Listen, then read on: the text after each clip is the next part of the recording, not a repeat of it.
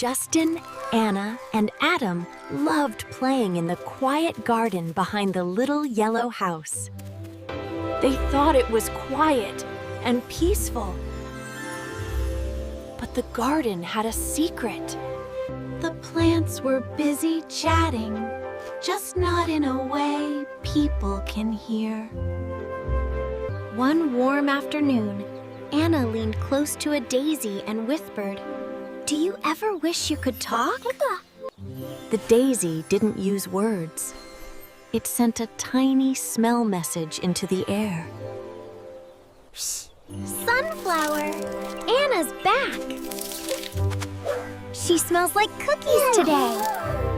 Good to know. Watch out! Bugs are nearby.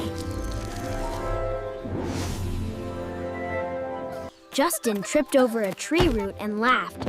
Oof! This tree grabbed me. Under the ground, roots were connected by helpful fungi, like a plant phone network. Trees sent messages and shared food through their roots.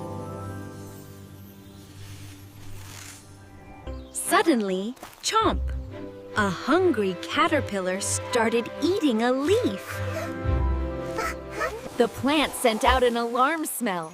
Ladybugs flew in to help. Bug spray plant style. A tiny flower looked sad.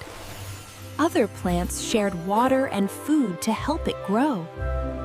Glowing flowers, butterflies bright, dancing softly in the light. That evening, the kids sat quietly. I think the plants are talking. We are, said the tree. Plants use smells and roots to talk. They warn, share, and help.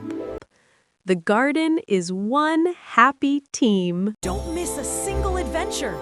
Subscribe to Kisco Learning today and join our growing family.